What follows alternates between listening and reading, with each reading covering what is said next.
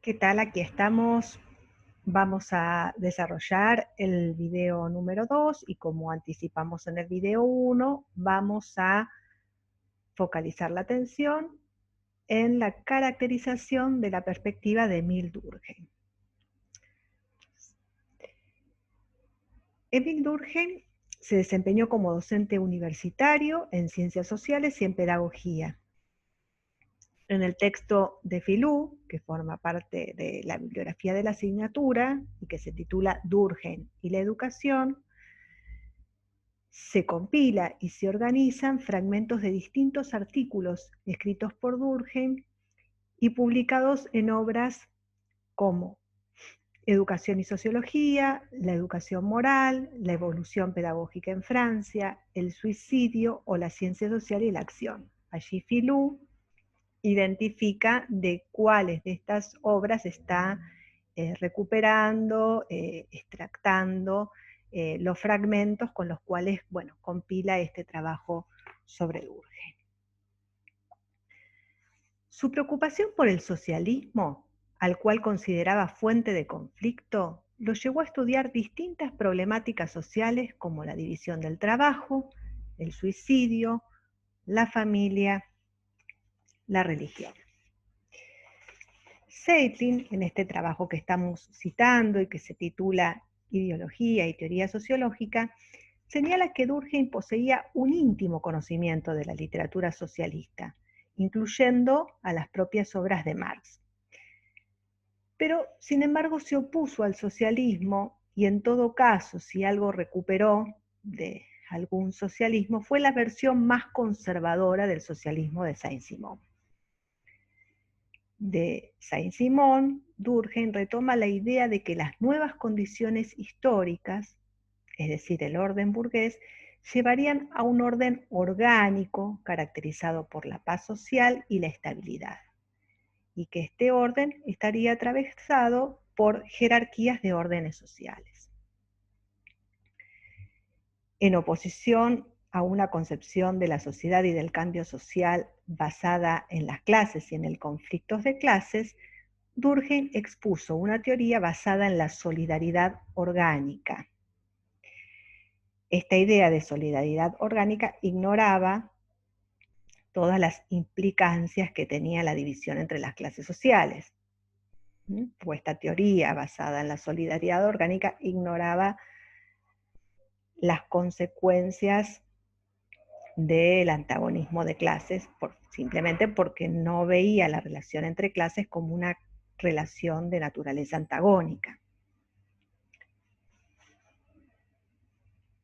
Como en el caso de Comte, Durkheim propuso una filosofía positiva que debía contrarrestar a la filosofía crítico-negativa de los socialistas, ¿no? Lo que para él era la filosofía crítico-negativa de los socialistas. En este contexto, el conflicto político no desempeñaba ningún papel significativo en la constitución positiva que debía tener el orden para Durkheim.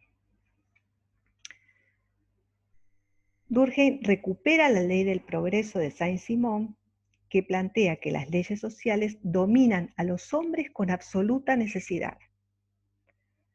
La tarea de la ciencia positiva es descubrir el curso o la dirección de tales leyes para ajustarse a ellas con el mínimo de sufrimiento, ¿no? Aquí hay un planteo bien determinista.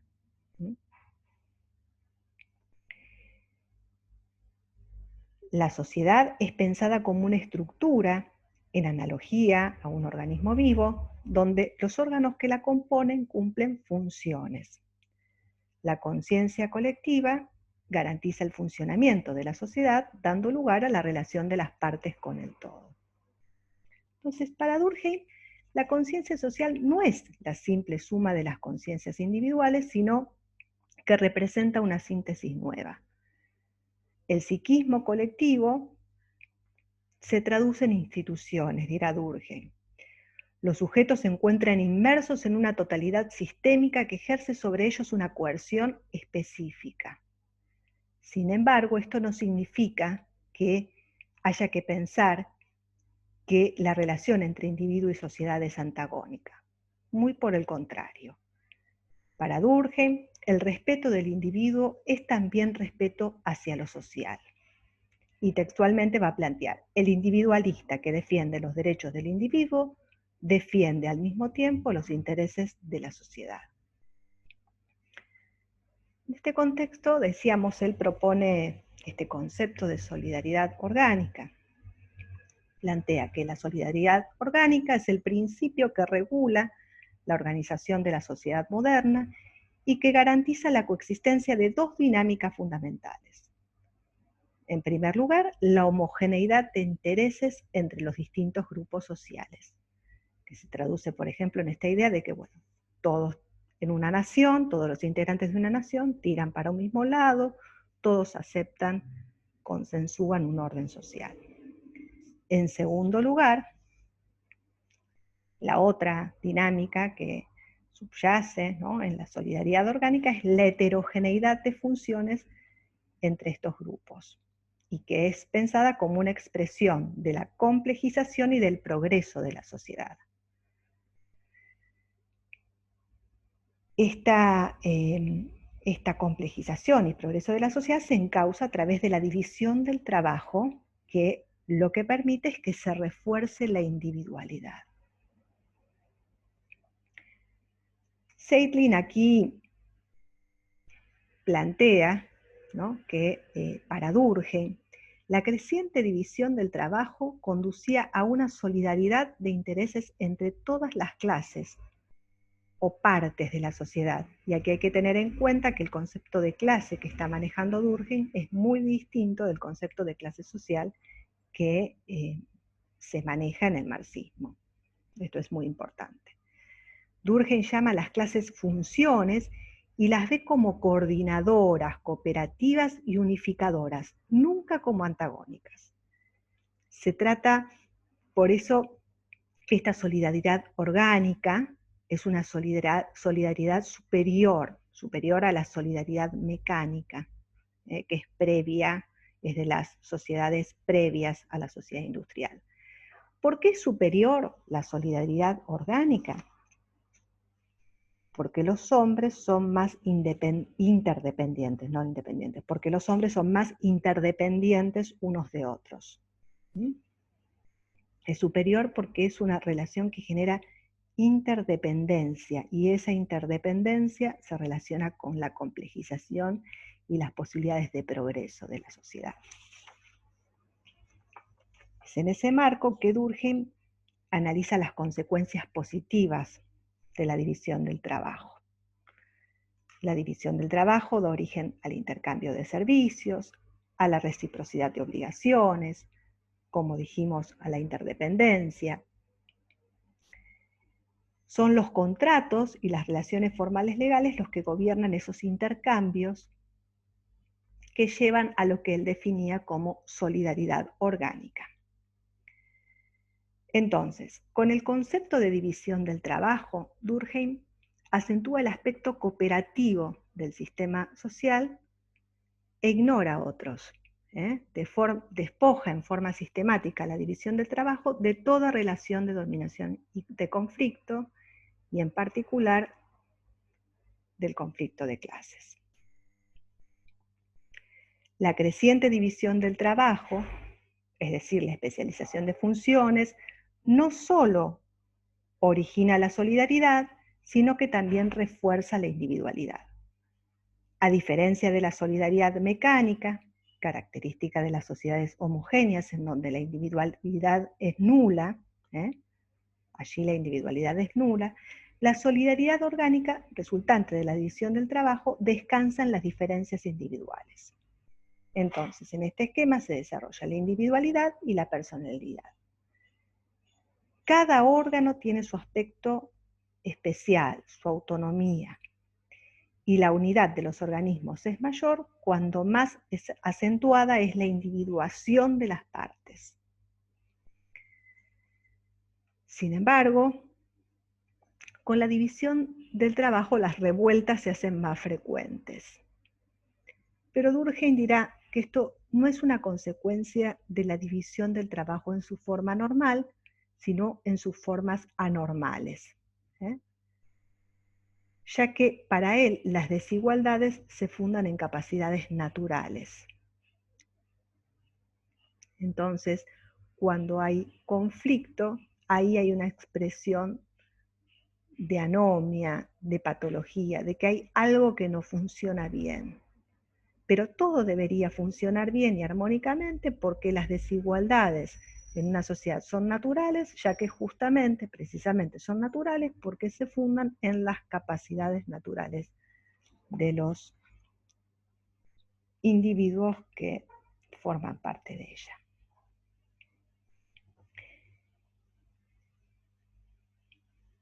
Pero esta interdependencia que está garantizada por la creciente división del trabajo, no basta para generar una real solidaridad. Esta real solidaridad se puede lograr únicamente mediante una educación moral y la adhesión a la sociedad como un todo, dirá Durkheim. Y aquí Seyfried dice que Durkheim toma de Saint-Simon esta idea de que imponer el orden social por la fuerza a los proletarios era difícil y costoso, y que por ese motivo era mucho más conveniente hacer que lo amen al orden, que los proletarios amen al orden. ¿Cómo hacerlo? A partir de la educación moral. En la nueva sociedad, dirá Durkheim, cada uno ocupa la posición que debe ocupar de modo natural y no lleva a cabo medidas que no sean las que ordenan la naturaleza de las cosas.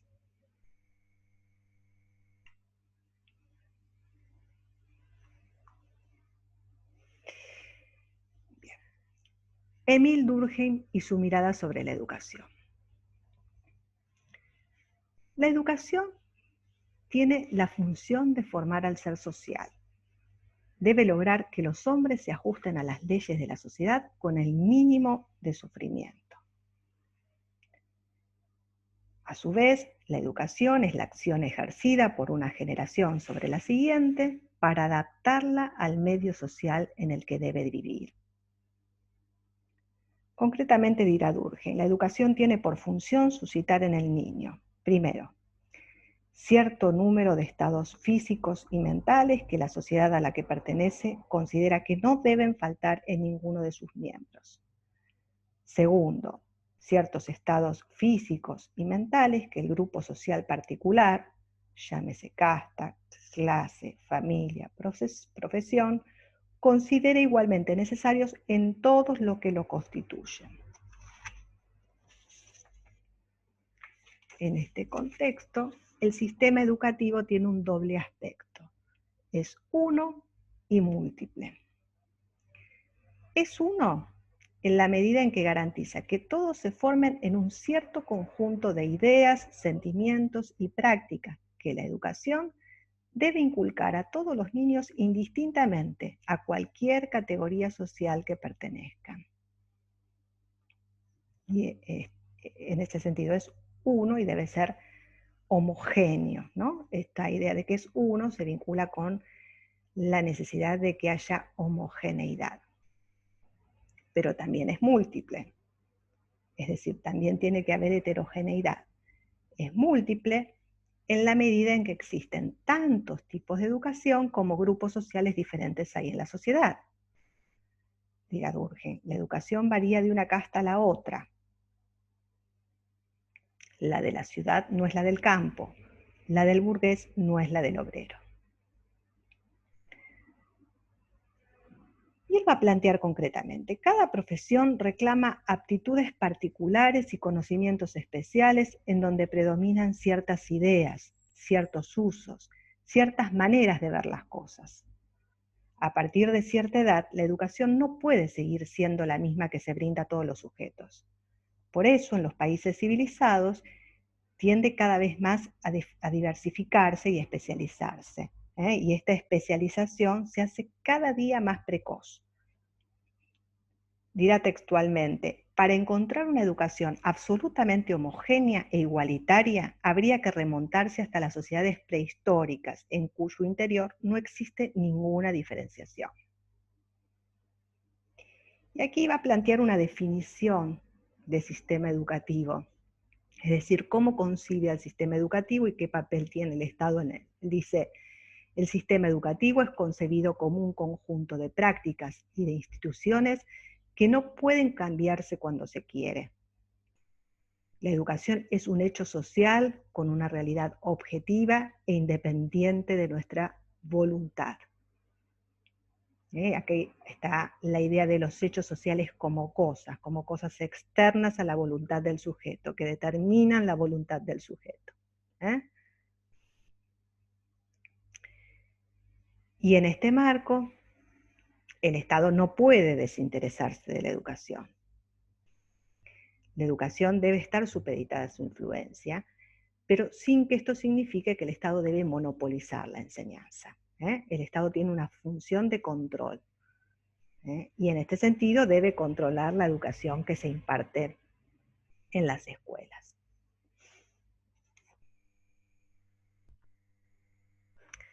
Bueno, vamos a ver cuál es la función de la escuela, según Durkheim. Durkheim dirá, la escuela es el medio de entrenar al niño en una vida colectiva diferente de la vida doméstica. Debe impartir un sistema de reglas que predeterminen la conducta del niño. La escuela debe inculcar el espíritu de la disciplina. Para llegar a tal puerto debe impartir una educación moral. La moral es un conjunto de reglas específicas definidas que moldean la conducta. Estas reglas son preexistentes al nacimiento del individuo. Entonces, acá hay varias cosas importantes para remarcar. En primer lugar, la regla es exterior al individuo. Es exterior. No tiene nada que ver con la voluntad del individuo. Sin embargo, no se impone por una fuerza material, sino por el ascendiente de autoridad que ejerce sobre nosotros. La regla debe ser comprendida y aceptada moralmente, para que se nos imponga. Por eso la importancia de la enseñanza moral. La regularización de la conducta, es decir, para que esta regla sea apropiada, interiorizada, se necesita de la formación del hábito. Y el hábito es definido como una fuerza interior del individuo.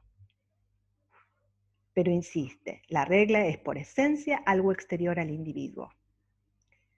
La moral tiene por objeto formar el espíritu de la disciplina. Y uno de los fines de la escuela es formar el sentido de la disciplina. Preparar al niño para la vida colectiva.